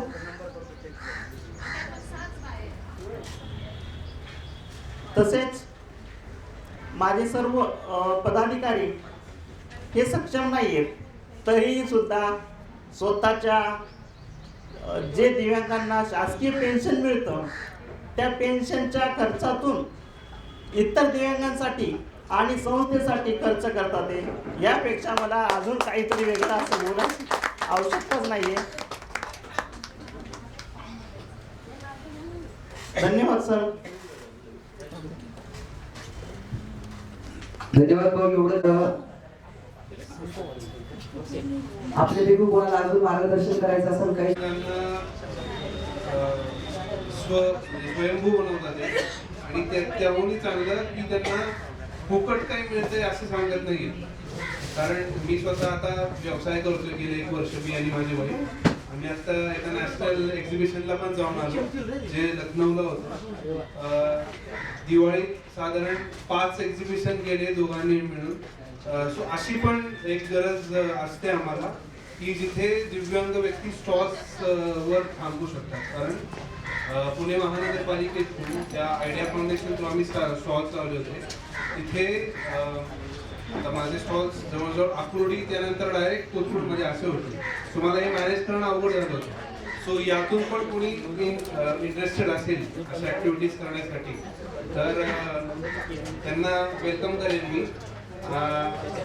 त्यासोबतच आम्ही रिसेलिंगमध्ये पण काम करतो. म्हणजे प्रॉडक्ट रिसेलिंग ज्यात लेडीजचे आणि चाइल्ड्सचे ट्रेडिशनल महाराष्ट्रीयन वेअर कपडे असतात. त्यानंतर ज्वेलरी मेकिंगचे कोर्सेस असतात ते पण आम्ही करतो. सो तसं पण कोणी असेल इंटरेस्टेड तर आपण त्यामध्ये पण काम करू शकतो. आणि सोबतच मी आता नाना जगदाळे सरांच्या थ्रू मागच्या वर्षी मेमध्ये एक ई सेवा केंद्राचं ट्रेनिंग घेतलं. त्यानंतर त्यात पण आम्ही काम करतोय छोटे. अजून तेवढी कन्सिस्टन्सी नाही आहे पण काम करायला सुरू केलेलं आहे. सो खरंच तुमच्या सगळ्यांचे धन्यवाद. आणि तुम्ही आम्हाला अशी गाईड करता ते त्याचा मेन मोटो आहे की तुम्ही तुमच्या पायावर स्वतः दिवसा 1000 रुपये जरी मिळाले तरी आम्ही सॅटिस्फाईड आहे. आमची गरज जास्त नाही. सो थँक्यू सगळ्यांना. आणि त्यासोबतच मी माझ्या वाईफचं कौतुक करेन की ती एक नॅशनल स्विमर असून त्यांनी त्यानंतर शिवछत्रपती अवॉर्ड दिले पण तिने ते करिअर सोडून ते आता मला यात सपोर्ट होते. त्यानंतर ती यात पण जास्त नाव करतो. थँक्यू. त्यालाच बायको म्हणतात. आज खऱ्या अर्थाने एवढा सुंदर आम्ही याला सोहळाच बोलेल. स्वयंभू दिव्यांग बहुउद्देशीय संस्था असेल, त्याचबरोबर आपली अस्तित्व सोशल फाउंडेशन असेल यांच्या माध्यमातून, त्याचबरोबर आपले सर्व आधारस्तंभ आदरणीय देवराम अण्णा कोठारे, सर्व आदरणीय नारायणजी गायकवाड असतील, सर्व आता सर्वांची नावं मला माहित नाहीत आणि या ठिकाणी शक्य पण नाही तेवढी घेणं, पण सर्वांचं मनापासून या ठिकाणी आपल्या स्वयंभू दिव्यांग बहुउद्देशीच्या वतीनं खूप खूप आभार. एकदा आपण सर्वांसाठी, स्वतःसाठी, यांच्यासाठी, सर्वांसाठी एकदा टाळ्या वाजवूया बघा. सर्वजण एका ठिकाणी आल्यावर नक्कीच काहीतरी छान घडतंय आणि इथून पुढेही छानच घडणार आहे. सूत्रसंचालकांचा सत्कार राहिलेला आहे आणि इन्व्हिटेशन पण आहे असं समजा. त्यांचा सन्मान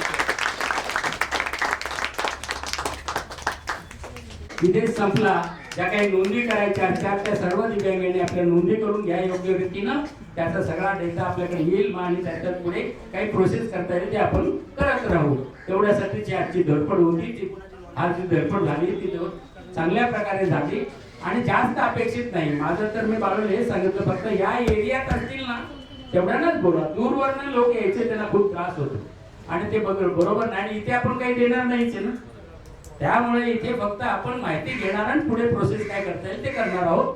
त्यामुळे त्या भागात छोटे छोटे बैठका घेणं हे सगळ्यात चांगलं असं. त्यामुळे ते काम मार्गी लागेल. तर आपण सर्वजण आलात, आमच्या आमंत्रणाला किंवा आव्हानाला प्रतिसाद देऊन आणि बहुउद्देशीय संघटनेने हे चांगलं काम योग्य रीतीने केलेलं आहे. जरी कार्यक्रम संपला असला तरी संचालकाने तुम्हाला सांगितलेलं आहे की त्यांनी नाश्त्याची व्यवस्था केली आहे. तेव्हा सगळ्यांनी तो नाश्ता घ्या आणि दुपारी मग आपण भरल्या पोटानं घरी जाऊया, असं करूया आणि आपण थांबूया. धन्यवाद.